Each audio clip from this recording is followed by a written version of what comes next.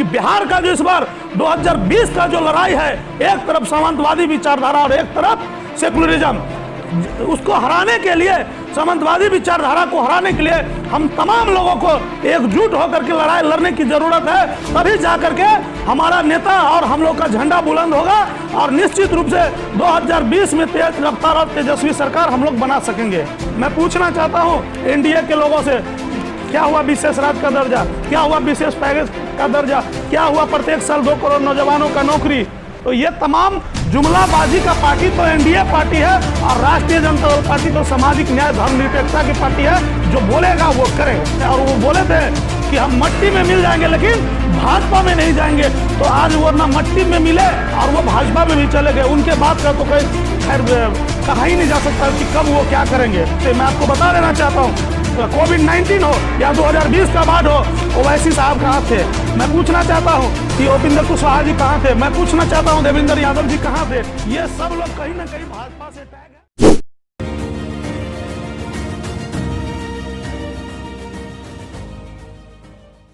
देख रहे हैं द लाइव इंडिया, मैं हूं आफ्ताब आलम। स्वागत है आपका हमारे चैनल पर। अभी हमारे साथ मौजूद हैं आरजेडी के युवा नेता मोहम्मद कलाम। सबसे पहले तो स्वागत है आपका हमारे चैनल पर। शुक्रिया। जैसा कि मैं आपको बता दूं कि जाले विधानसभा क्षेत्र से आरजेडी से इस बार संभावित उम्मीदवार माने जा रहे थे, लेकिन आपको मैं बता दूं कि जाले की सीट कांग्रेस के खाते में चले गए हैं, जिस वजह से ये चुनाव नहीं लड़ पाएंगे वहाँ से।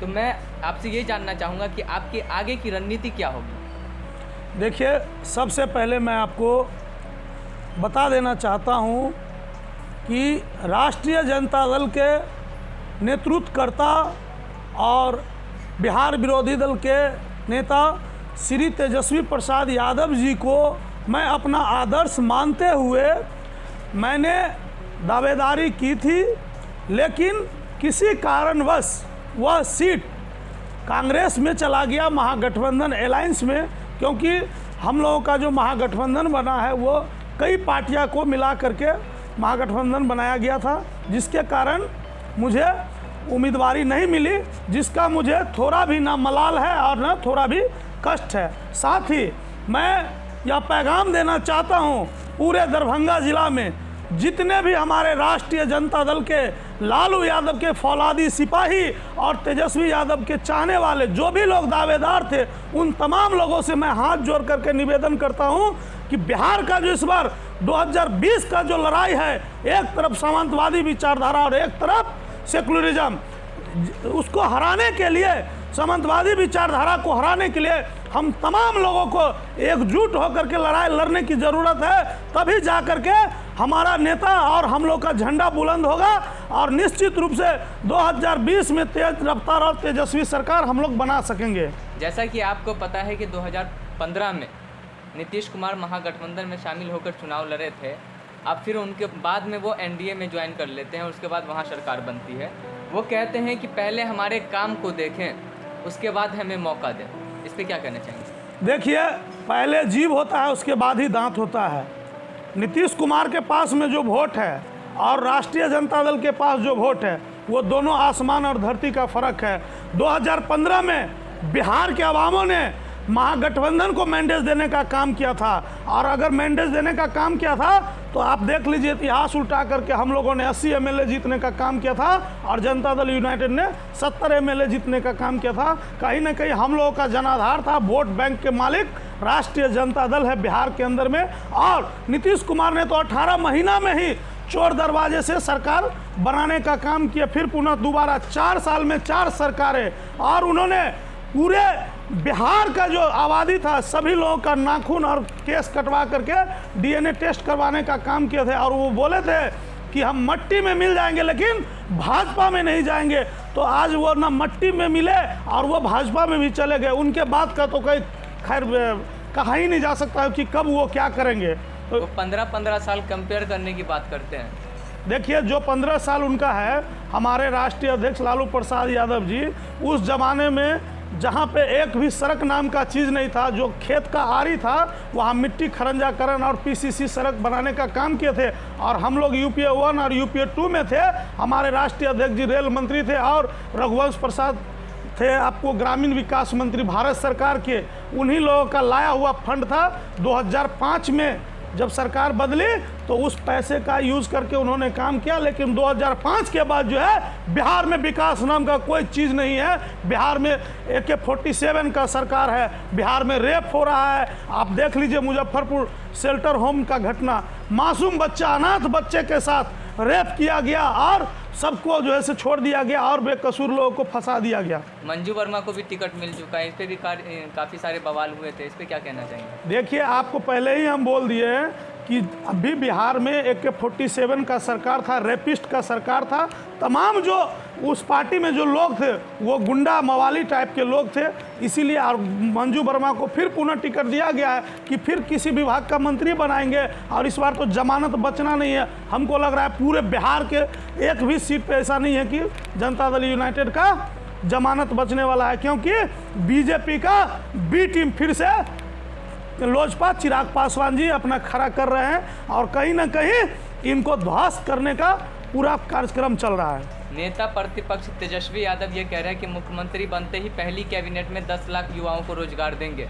विपक्ष उनके जो पक्ष है वो कह रहे हैं कि ये खैर चुनावी जुमला है, इस पर क्या कहना चाहेंगे? देखिए, हमारे जो नेता हैं उनके मन में एक बिहार के प्रति बहुत बड़ा सोच है। आप कोविड-19 का मामला ले लीजिए, कोविड-19 में पूरे बिहार का नेता साइलेंट हो गए। सुशील कुमार मोदी बोले कि हमारे पास में कोई इंतजाम नहीं है बिहारियों को लाने का। हमारे नेता ने बोला कि मैं ट्रेन का किराया दे रहा हूँ, मैं बस का किराया दे रहा हूँ, उसको भी नहीं माना वो लोग। तो फिर हमारे नेता ने पूरे हिंदुस्तान के हर एक राज्य में अपने राष्ट्रीय जनता दल के सिपाही को भेज करके और जितने बिहारी भाइयों थे, मजदूर थे या चाहे वो जिस तबका के लोग थे, दलित थे, पिछड़ा वर्ग थे, अति पिछड़ा वर्ग थे, युवा वर्ग थे, उन तमाम लोगों को खाना पहुँचाने का काम किया, राशन पहुँचाने का काम किया, जिसका पूरा हिंदुस्तान के अंदर में नाम चल रहा है कि नहीं, तेजस्वी प्रसाद यादव ने बिहार के जो दिहाड़ी मजदूर या प्रवासी मजदूर थे उनको मदद करने का काम किया। और हम लोगों भी दरभंगा में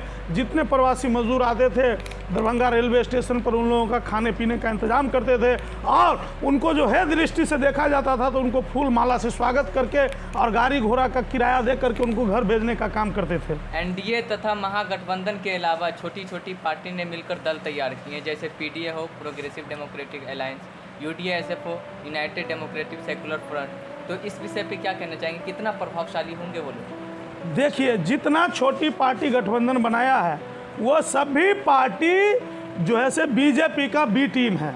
सब मिल करके चाह रहा है कि किसी भी तरह राष्ट्रीय जनता दल और महागठबंधन को हम हरावे, लेकिन बिहार का आवाम, बिहार का युवा एक मन बना लिया है कि हमें 2020 में युवा सरकार चाहिए। मैं आपको बता देना चाहता हूँ, कोविड-19 हो या 2020 का बाढ़ हो, ओवैसी साहब कहाँ थे? मैं पूछना चाहता हूँ कि उपेंद्र कुशवाहा जी कहाँ थे? मैं पूछना चाहता हूँ देवेंद्र यादव जी कहाँ थे? ये सब लोग कहीं ना कहीं भाजपा से टैग है और बिहार की जो गरीब जनता है और आवाम है और मजदूर तबका का लोग है, युवा है, पढ़े लिखे युवा, ये सब लोग बूझ रहे हैं कि हमें युवा सरकार 2020 में चाहिए, तभी हमारा विकास होगा। और तेजस्वी यादव ने मन बना लिया है कि 10 लाख नौजवानों को फर्स्ट फेज में पहली कैबिनेट में पास करके और नौकरी देने का काम करेंगे, और परमानेंट नौकरी, ना कि संविदा पे।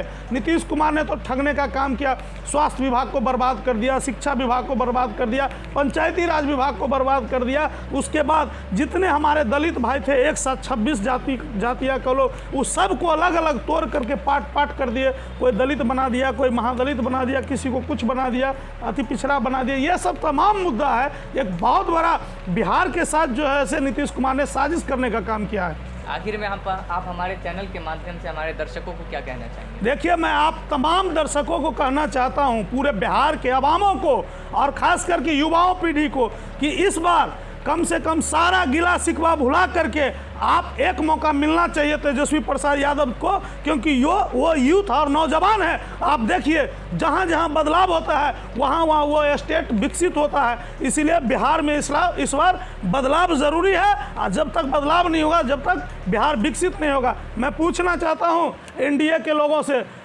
क्या हुआ विशेष राज्य का दर्जा? क्या हुआ विशेष पैकेज का दर्जा? क्या हुआ प्रत्येक साल 2 करोड़ नौजवानों का नौकरी?